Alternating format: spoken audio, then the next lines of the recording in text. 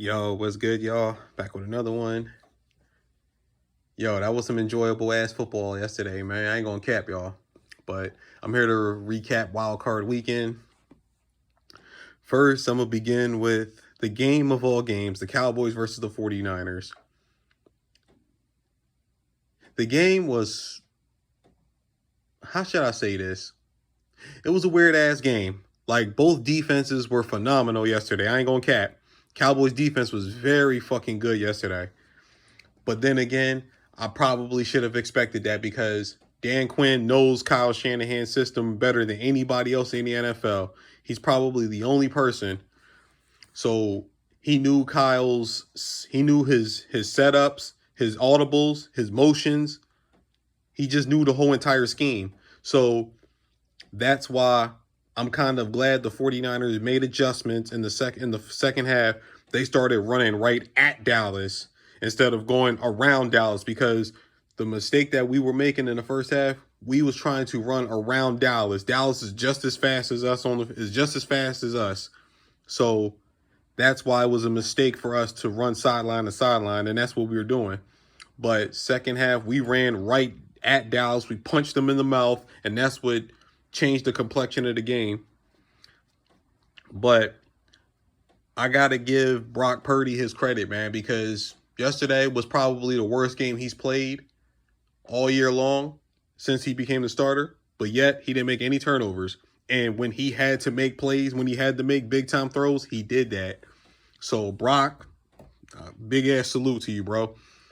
And I know everybody keeps making this big-ass deal about him being a rookie. But y'all talking about him going to Philadelphia next week. I'm going to make a video about that probably tomorrow, because it's not as big of an experience disadvantage like people making it out to be. Because I'm here to tell you, he's won more playoff games than Jalen Hurts.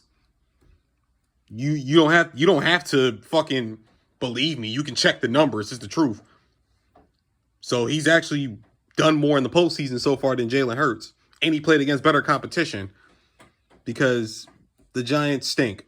Like, come on, let's just stop this. But anyway, that was an impressive performance by the 49ers yesterday, because the Cowboys brought their A game. I ain't going to cap. Everybody except Dak. And Dak was just, man, I ain't going to lie, man. Something's got to give with Dak, because that was a brutal ass performance.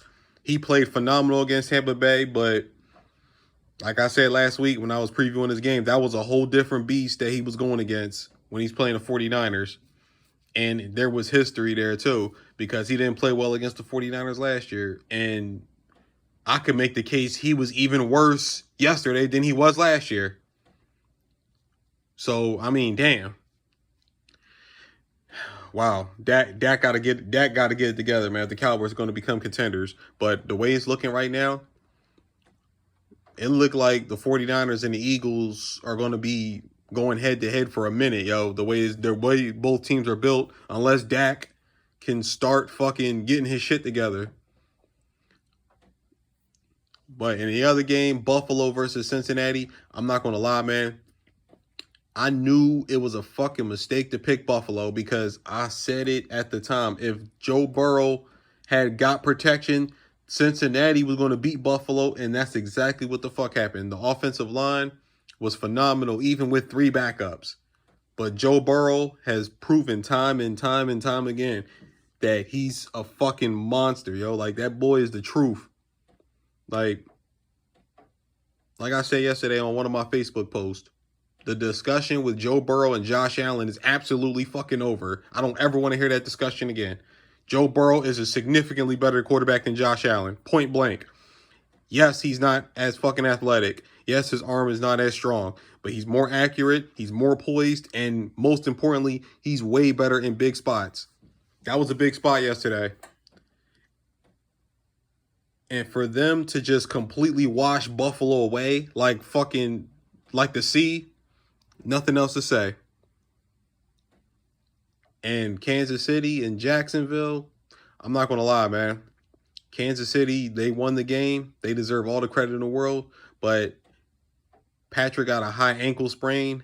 I don't know how effective he's going to be next week against the Bengals, Because honestly, the Chiefs have had trouble against Cincinnati even when they've been completely healthy. Because people forget, last year, Cincinnati beat them twice last year also. They beat them in Cincinnati and in Arrowhead in the playoffs. And that was with Tyreek Hill. That was with Travis Kelce. So I don't know, man. I think Andy Reid might have to change his game plan this week, yo. If they play when they play the Bengals, because they might have to.